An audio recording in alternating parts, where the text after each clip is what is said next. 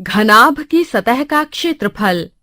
घनाभ की सतह का क्षेत्रफल एक घनाभ 6 आयताकार फलकों से बना होता है। जब हम एक घनाभ को काटकर खोलते हैं तो हम देख सकते हैं कि 6 आयताकार आकृतियां हैं जो सामूहिक रूप से एक घनाभ बनाती हैं। घनाभ का क्षेत्रफल पता करने के क्रम में हमें उन 6 फलकों के क्षेत्रफलों का योग करना होगा। इसलिए घनाभ की कुल सतह का क्षेत्रफल बराबर ऊंचाई गुणा लंबाई जमा चौड़ाई गुणा लंबाई जमा चौड़ाई गुणा ऊंचाई जमा लंबाई गुणा ऊंचाई जमा चौड़ाई गुणा ऊंचाई जमा लंबाई गुणा चौड़ाई बराबर 2 ऊंचाई गुणा लंबाई जमा चौड़ाई गुणा ऊंचाई जमा चौड़ाई गुणा लंबाई कोष्ठक। कुल सतह का क्षेत्रफल बराबर 2 कोष्ठक लंबाई गुणा चौड़ाई जमा चौड़ाई गुणा ऊंचाई जमा ऊंचाई गुणा लंबाई कोष्ठक। घनाभ की पार्श्व सतह का क्षेत्रफल बराबर 2 कोष्ठक लंबाई जमा चौड़ाई कोष्ठक। एक बक्से की लंबाई, चौड़ाई और ऊंचाई क्रमशः 80 सेंटीमीटर, 40 सेंटीमीटर और 20 सेंटीमीटर है।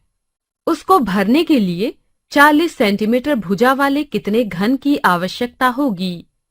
बक्से की सतह का क्षेत्रफल बराबर 2 कोष्ठक लंबाई गुणा चौड़ाई जमा चौड़ाई गुणा ऊंचाई जमा ऊंचाई गुणा लंबाई कोष्ठक बराबर 2 कोष्ठक कोष्ठक 80 गुणा 40 कोष्ठक जमा कोष्ठक 40 गुणा 20 कोष्ठक जमा कोष्ठक 20 गुणा 80 कोष्ठक कोष्ठक वर्ग सेंटीमीटर बराबर 2 कोष्ठक 3200 जमा 800 जमा 1600 वर्ग सेंटीमीटर बराबर 2 गुणा 5600 सेंटीमीटर घात 2 बराबर 11200 वर्ग सेंटीमीटर। कागज के एक पत्रक का क्षेत्रफल बराबर 40 गुणा 40 वर्ग सेंटीमीटर बराबर 1600 वर्ग सेंटीमीटर।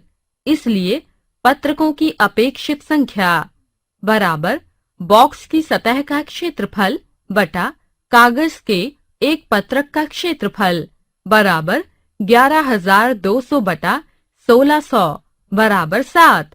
एक अन्य उदाहरण को हल करने की कोशिश करते हैं। एक सुनिश्चित बर्तन में रखा रंग 9.375 वर्ग मीटर के बराबर एक क्षेत्र को रंग करने के लिए पर्याप्त है। 22.5 सेंटीमीटर गुणा 7.5 सेंटीमीटर गुणा 10 सेंटीमीटर आयामों की कितनी ईंटें इस बर्तन के रंग से रंगी जा सकती हैं? राहुल अपने कमरे की चारों दीवारों तथा छत की सफेदी करवाना चाहता है। कमरे की माप क्रमशः 4 मीटर गुणा 5 मीटर गुणा 6 मीटर है। उसे अतिरिक्त सूचना है कि एक बाल्टी पेंट में 16 वर्ग मीटर क्षेत्र की पुताई हो सकती है।